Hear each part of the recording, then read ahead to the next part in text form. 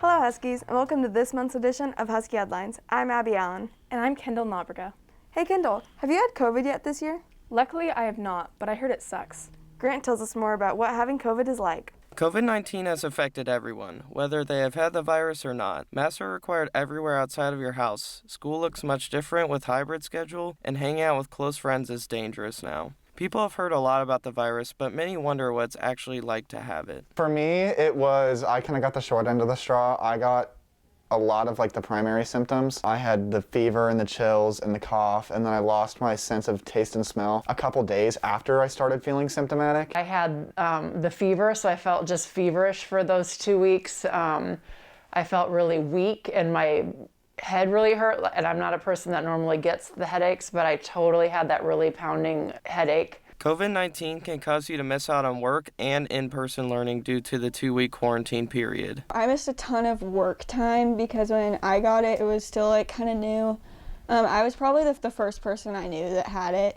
I think I had to quarantine for 2 weeks, and then my mom got it, so I had to quarantine for another 2 weeks. I couldn't go to work for 2 weeks, so it was really bad because I work retail and it was right before holiday, so it was probably the 2 most important weeks that I would need for getting ready for holiday, and I had to stay home. I'm a club tennis player, so I missed all of my tennis practices, and coming back to those tennis practices was extremely difficult as well. It was a lot harder to run and participate in cardiovascular activities. With the short lifespan of the COVID-19 virus, many of its tendencies are still unknown. For example, how people have had close contact with people carrying the virus but have not contracted it. Matthew and Savannah Bridges have experienced this, getting the virus months apart from each other. That I don't know, because my mom got it, and me and Matthew share a bathroom. So I was around Matthew more than I was around my mom, and she was the one that ended up getting it. We are still unsure of that, actually. It's really strange because we're twins and we're siblings and we're family. So we don't really stray away from using the same mouthwash. So I drank from the same cap as she did while she had it, and I didn't contract it. Yet when I studied across the table from one of my friends who didn't know she had it, I contracted it simply just sitting across the table from her. With the virus's impact on everybody, it's important to follow the CDC guidelines so you or the people around you stay healthy. Stay safe, Huskies. This is Grant Bowen for Husky Headlines. Are you traveling anywhere for spring break?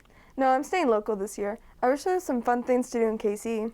Ali shows us how to have a boppin' staycation. With the Blue Valley School District announcing that students will go back to school in person on March 23rd after returning from spring break, it is even more important not to do anything in that time to put yourself or others in danger. Here are a few ideas of things to do over spring break that are fun and COVID safe. Going back to the start of quarantine and looking at what you did to entertain yourself may give you more ideas for what to do. If you picked up a new hobby that you've forgotten about, see if you can still do it, like crocheting or painting. If you do not remember what you did in quarantine because time both went by too quickly and also way too slow, maybe these other ideas can help you out. Something like doing a puzzle is a good way to pass the time, and you can do it either by yourself or with others. The same can be said of doing anything artsy or craftsy, so you can decide whether it's an individual activity or if you want to do it with those that you feel comfortable around. Doing something like baking can also be a good way to pass the time, and you get to eat what you made when you're done. If you are comfortable, you can also drop off some of what you made at another friend or family's house to let them know that you're thinking of them and miss them. If baking is not really your thing, a lot of this applies to cooking as well. If you'd like to see your friends beyond just dropping off something at their house, there are many ways to hang out virtually now, outside of just a phone call or Zoom. If you're missing going out to the movies, there are several ways to watch shows and movies together from your own home. Teleparty is one of the more common web extensions and features a chat function, allowing you to talk while watching, though you could also set up a separate Zoom so you can see each other for a more tight-knit movie-watching experience. For anyone missing a little bit of adventure, there are also online escape rooms you can do with a friend. One option is Enchambered.com and their online escape room, Alone Together, which allows you and one other person to go through the virtual room. There are also a variety of online variations of both board games and card games, which you can play on Zoom with your friends if you are wanting a game night. Devices like Jackbox games can also be done over Zoom. If staying inside is driving you crazy, taking a drive around town and blasting some of your favorite music is a good way to get out of the house without unnecessarily going into public. If you are not old enough to drive, cleaning up or reorganizing your room can make you feel like you're in a new place. Plus, you're cleaning, which is never a bad idea. While spring break is usually a time full of traveling and hanging out with friends, you can still make the most of this spring break by doing a few of these things to bring fun to you and those around you. If you are planning to travel, be safe, Huskies. This is Allie Brenneman for Husky Headlines. To recognize Black History Month, Angelina educates us on the history, culture, and importance of diversity. In honor of February being Black History Month, Husky Headlines has decided to dive a little deeper into the importance of Black history, Black culture, and our Black Student Union here at Northwest. BSU is the Black Student Union, specifically at our school. Our BSU at Northwest, we're just trying to make our school more aware of the racial issues throughout our school and our country and trying to work to fix them. BSU is putting together some decorations, doing some ways to highlight local Black businesses, historical figures, entertainers, and different notable people of color. I think it's important to have a Black Student Union in our community because we live in a predominantly white area, and so there's not a lot of diversity, specifically in our city and especially at our school. Showcasing and teaching Black history to a school mainly filled with white kids is not always easy. One thing that not just Northwest, but a lot of Blue Valley schools kind of have to understand is there is a growing base of minority students. We don't always see that, but it's starting to grow, and we have to work a little bit more together to, make this world a better place and hopefully make this school a better place. I think that Black history is important, especially in Johnson County in a community like this, because it's often overlooked. So much of the history that we focus on in this country is the history of white Americans, and it's important to understand what this country was founded on and how this country was shaped. Black history should be something that's embedded into history already, and we know that our history books have been whitewashed since we were kids. I'm glad we have a month to discuss things like that, but I wish it was a year-round thing. I wish it was already incorporated into textbooks and things like that. I think BSU has played a crucial role in working with the district to make more diverse curriculum for especially the ELA classrooms in terms of the books that we read. Taking the time to educate yourself about the things that may be less familiar to you takes work, but doing so allows you to make connections and have these discussions with people who are different from you. This is Angelina Thomas for Husky Headlines. To celebrate the class of 2021, some esteemed seniors were given awards for their winter activities and leadership. Emily tells us more. Just like in the fall, teachers and coaches of school activities and sports nominated students for the Winter Distinguished Senior Awards. So I'm pretty familiar with the new program of Distinguished Senior, so when Dirks walked in, I had a feeling that was what was going on, but I really just did not expect that it was going to be for me. I was excited, obviously pretty honored just because it's kind of a big deal this year since we can't have any dance royalty. I know that there's a lot of other talented swimmers on the team who could have just as easily merited this award. So I was just really thankful that Coach Farrington nominated me for it. Along with these athletes, Rhea Agarwal was selected for bowling, for wrestling, Brendan Bartholomew, and Nick Sullivan for boys basketball. All of these distinguished students are not only successful in their sport or activity, but also stand out as leaders within the school. When I was thinking about which senior I was going to nominate for the award, what I was really focused on is, what they've contributed to the team, and that went above and beyond just athletic performance. I was looking at someone who really is a good role model across the board. So in the classroom, in the pool, as a teammate, etc. And Ryan was the first person I thought of. I just wanted somebody that I knew was going to be consistent and come in ready to work hard, and she's taken on a role as a leader and someone that others kind of look to give advice to. She wants things to get done and get done the right way. I think from my standpoint, the thing that separated Emily from anybody else was it was her first year, and she just dove in like she'd been doing it for the previous 2 years as well. For publications, Ali Brenneman was selected for Husky Headlines, and Cameron Dillavu was chosen for Yearbook. Cheerleader Presley Ward and Courtney Krebs of the Pack were selected from the Spirit Squads. With the unconventional school year, these students feel that this new program has had a positive impact on the senior class. For our senior year, we were missing out on a lot of exciting things that most seniors get. So I feel like it just kind of makes up for that and gives the seniors something to be excited about. It's able to be more inclusive, and it's able to recognize a lot more seniors than just Homecoming and Sweetheart Royalty is, so I think it's a really good program that they've implemented. Along with the students, the teachers believe that being able to honor more seniors was especially important this year. Maybe you don't get a chance to say good job to, all 50 kids that this might be able to go to, but this is a good way for them to feel recognized and feel a part of something special. I think it's important to recognize kids in sports that are good, strong athletes, but maybe don't get the level of recognition that they should. They're not getting everything that normally seniors get, and I think anytime we can honor seniors, great. This year's seniors, I think, deserve it more than any other. With the winter awards complete, stay tuned for the spring's distinguished seniors, and perhaps you or someone you know will receive one. Until then, this is Emily Natanova for Husky Headlines. The other day when I filmed girls basketball, I swore I was seeing double. I think you were just watching the Grosstier twins. I tell you more about how the Grosstier sisters are all playing on varsity. The girls basketball team strives to be a family on and off the court. This year, that was taken to a whole other level with the Grosstier sisters as two identical freshman twins, Elise and Josie, joined their older sister Bryn on the varsity team. The Grosstier sisters have done a really good job to just kind of come in and build some family, some camaraderie between themselves, their other teammates. The way they get along off the court, it definitely complements them on the court. They do a really good job to know where each other is going to be, what they're thinking, where the pass might need to go. The twins have that kind of twin energy to know exactly what to do, and Bryn kind of feeds off it too. They do a really good job together just to kind of know what each other needs. We kind of know where each other are at a lot of times, so we can kind of think on the same path. If one's cutting to the basket, we will know that she's cutting so you can pass. And then also we can communicate well. If we need a play, we can just look at each other and we'll know. And it's a lot of fun because we've been playing together for our whole lives. Playing basketball with my sisters means a lot to me. I like being able to have somebody who I can talk about basketball with after practice and games. We're really close with each other, so it's kind of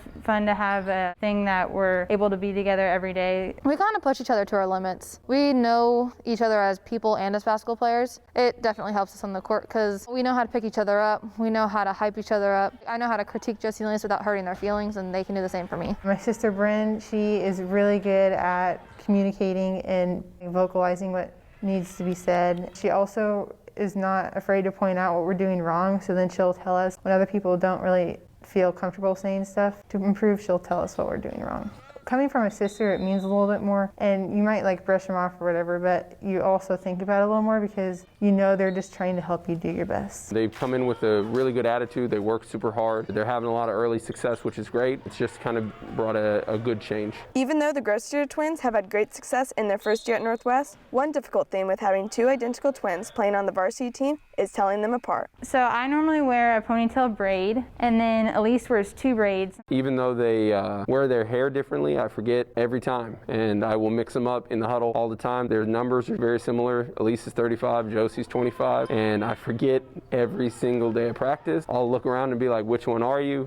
And so it's been hard, but hopefully in the next 4 years I can figure it out. Another freshman who has made a big impact on the program in her first season is Lainey Douglas. Douglas starts with Josie Grosstier, Megan Edwards, Haley Newmark, and Claire Shukma. I've been playing with the Grosstier twins for about 2 years now. The Grosstier twins, they are one of the most hardworking people you'll meet, and they have brought a lot of energy, a lot of grit. They just help keep pushing you through the hard times. The girls varsity team has already doubled their number of wins from last year and is currently going 8-7 in the season. The Grosstiers say that being related has helped the team connect more and become more of a big family. This is Abby on for Husky Headlines. It sucks that the boys basketball season got cut short last year at the state tournament.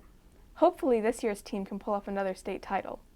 Mac shares their story. With a 15-1 record, the boys basketball team is using an inner drive as motivation to get back to Wichita in hopes of capturing another state title. This year, our team's goals are the same as every year. Our plan is to win a state championship, and that's all we'll be satisfied with. I think our goals been the same. We want to try to get to the state tournament and win it. We've been lucky enough to do it for a few times, so we want to try to keep that going. The team is trying to bounce back from last year's state tournament, which was canceled after the Huskies' quarterfinal win. It was very disappointing. We won our final 20 games of the season, and then we played in the quarterfinals, and then they canceled the tournament. So it was disappointing. The kids have worked really hard, and we want to try to see if we can get back there this year. Well, from starting off from last year, I think as a team, we recovered really well. Knowing that COVID did ruin our chances for winning state last year, we bounced back as a group and figured out what we can do best to try to win this year. Last year, after state was canceled, it was disappointing for us.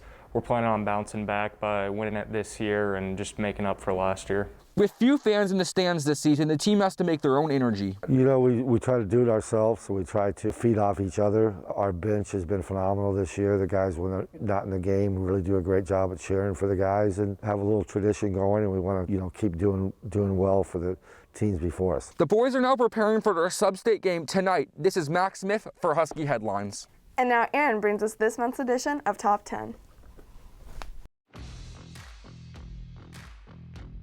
Thanks, Abby. Good afternoon, Northwest. I'm Aaron Tribby, and here's this month's edition of Top 10 Plays. At number 10, we have senior Megan Edwards swishing a corner three versus Blue Valley North. Unfortunately, the Huskies would lose this one 50-35. At number 9, we have senior Ben Taylor and junior Noah McGuire getting 6th and 7th place respectively in the EKL dive meet on February 5th. At number 8, we have senior Ben Fritz throwing down a dunk versus Blue Valley on February 2nd. The Huskies would win 71-57. At number 7, we have the boys swimming team winning the Lewisburg Duel on January 26th with a score of 402.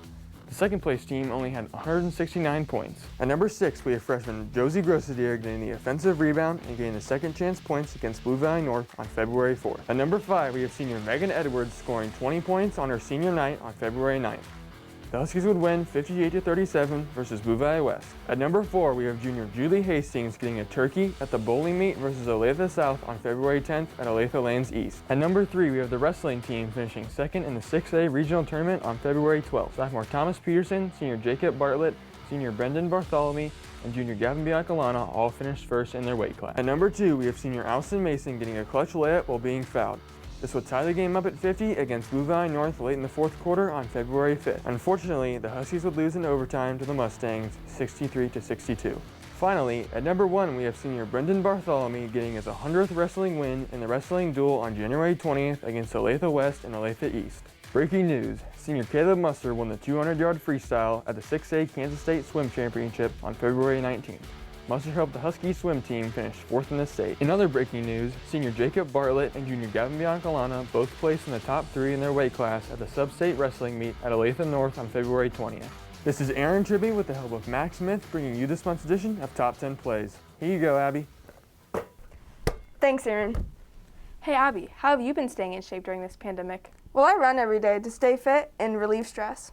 Sumner shows us other ways to stay active during this pandemic. The American Psychological Association found that in their 2020 Stress in America survey that nearly 8 in 10 adults say the coronavirus pandemic is a significant source of stress in their life. During these uncertain times, exercise is a great way to relieve stress and stay healthy. Yoga is just a way to move your body that gives you access to places that typically you don't use. Yoga is considered to be a moving meditation. In the moment that you hit your mat, you have an opportunity to bring your awareness to your breath, bring your awareness to what you see in the moment, and letting all the other things float away just for 60 minutes. And in that 60 minutes, the amount of tension your body can release is immeasurable. Yoga is really great for me because it helps me to become more aware of my muscles in my body and how my body moves and operates. Yoga is really helpful for me in relieving stress because it kind of combines exercise and stretching with mindfulness. So I find that I get both the mental health benefits of exercise hormones that release kind of happiness into your brain, that combined with just the cognitive mindfulness, paying attention to myself and my identity and all those sort of more abstract things. I find that it not only helps me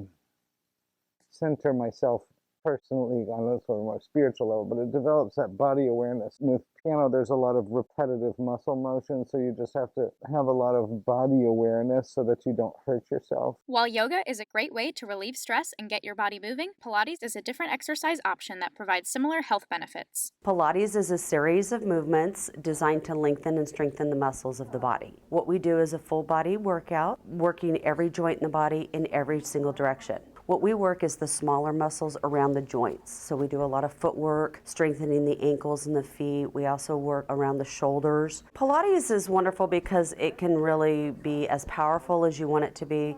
It can also be as peaceful. There's definitely a meditative part to movement. You know, when you feel better, you're more peaceful. Exercise relieves stress because it relaxes your muscles, and the fact that when you work so hard, you forget about, because when we're typing on the computer all day, we tend to crunch our shoulders. And even here, I try to remind people, drop your shoulders, keep your shoulders away from your ears, and just making them conscious of what their muscles are doing and to purposely relax those muscles. Due to the ongoing pandemic, Northwest sports teams are not allowed access to the weight room unless their sport is in season. Seeing as training must continue as usual to prepare for track season, the cross-country team's way around this obstacle just requires every athlete to keep a cinder block in their car. Cinder block training entails a bunch of different running specific movements. The cinder block isn't used necessarily for every single exercise, but for things like calf raises, goblet squats. The best things right now that exercise can do for you is it gives you maybe a little bit more purpose. With all of the things that we can't control during this ongoing pandemic, having one specific exercise or hobby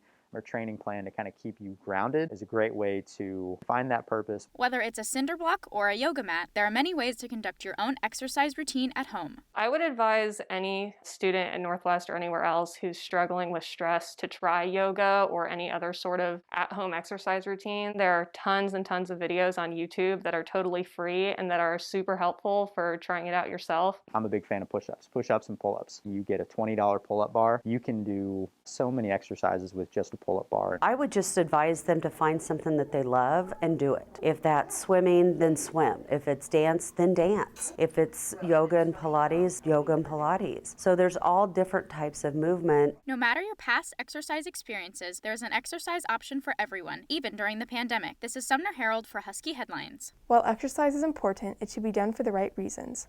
I take a look at how eating disorders can affect students. This story may be sensitive to some viewers. The following story contains content about eating disorders, which may be disturbing for some viewers. Viewer discretion is advised.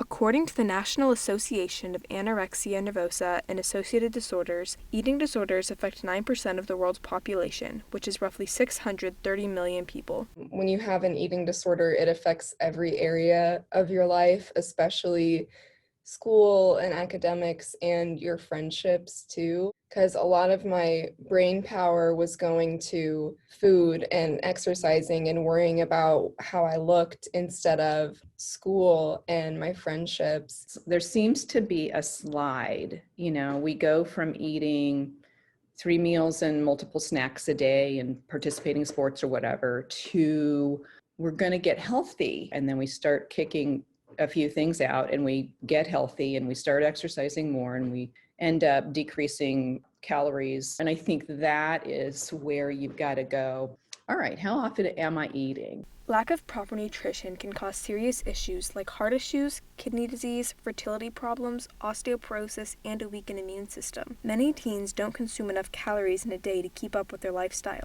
Eat Right Academy of Nutrition and Dietetics found an active teen boy should be consuming around 2,400 to 3,200 calories per day, and active teen girls need around 2,000 to 2,400 per day. The more active you are, the more calories you need.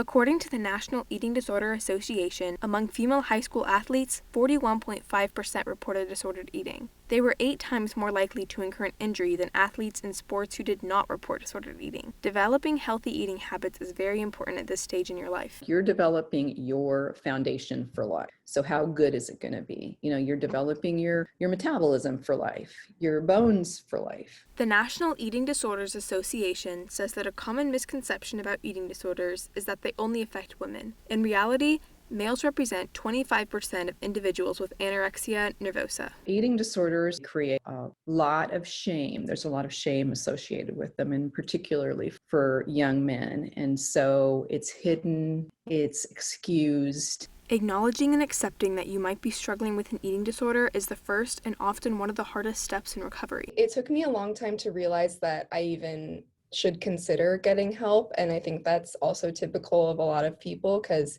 you think that you don't have a problem. I've spent almost 10 years of my life struggling with an eating disorder, and then I've spent the past 2 years of my life in recovery. I can confidently say that in high school and middle school, I never thought that I could ever get to the place where I'm at today with food and body image. So as someone who's been there and been in the thick of it and thought that this was something that they were going to live with forever and never get over, it is possible to be confident in your recovery and accept your body and have a flexible relationship with food, no matter how impossible it feels at times or right now in your life. Recovery is possible, and it's nothing to be ashamed of. It is important to get the help you need. This is Kendall Nabriga for Husky Headlines. Hey Kendall, would you consider yourself smart? I mean, I'm pretty book smart, but I'm not very street smart. I can't even change a light bulb. Don't worry about it, Kendall. Emily will teach us how in this month's edition of H2 How To. Moving into a dorm room or living on your own is something that many people will experience after high school. Having basic house maintenance skills is important to know to keep your home safe and working properly. Today, I'll be showing you 3 simple ways to take care of your living space.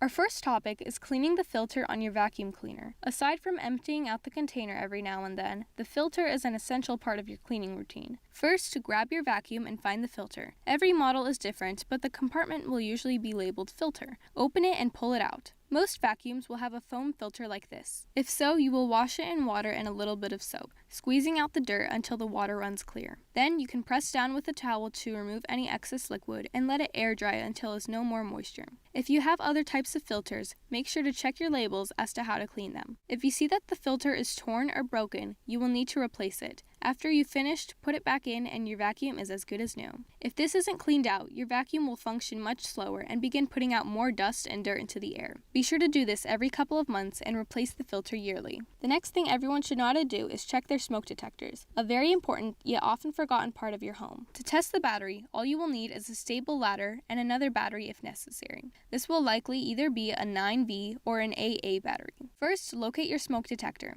They are found on your ceiling and are usually white and disc-shaped. Firmly place your ladder underneath the detector and climb up depending on how high it is. Once you have reached it, find a small button that looks something like this. All you do is press and hold for a few seconds. A very loud siren should start from the smoke detector while you push the button. If the noise is weak or there isn't any sound at all, you need to replace the batteries. To do this, find the battery compartment. Some might twist off, pull out, or open from the side like mine. When you have opened it, remove the old battery and insert the new one. When you have finished this, make sure to test the smoke detector again to know if it works, and then you're done. Make sure to change your batteries twice a year and replace the whole smoke detector every 10 years. Our last topic is replacing your light bulbs. You will need a ladder or chair if necessary, and a new light bulb. First, you must make sure the light switch for that bulb is off. You also need to make sure the bulb is cooled down before you begin. Next, depending on how high up your light is, firmly place your ladder underneath the bulb and climb up. Gently grab the light bulb and slowly begin rotating to the left until it comes out. The hardest part of this process is finding which light bulb is right for what you need. There are many different types of bulbs with different sizes, watts, brightness, and colors. To find which type is the correct fit, you need to measure the bulb length from top to bottom in inches, the bulb width from its widest points in inches, as well as the base width in millimeters. Then you will be able to easily find these measurements at the store. Once you've found the right type, it's time to put it into your lamp. Line up the base with the inside of the fixture and screw it back in by slowly rotating to the right. Continue twisting until it fits snug but not too tight. Turn your light switch back on to test if it works, and that's it. It's a very simple skill to know and will often come in handy. And look at that! You now know 3 useful skills to take care of your home. As always, make sure to be careful when you're doing any of these on your own. Stay safe, Huskies! This is Emily Natanova for Husky Headlines. Thanks for watching our March edition of Husky Headlines. Good luck with your March Madness brackets. Have a great day, Northwest!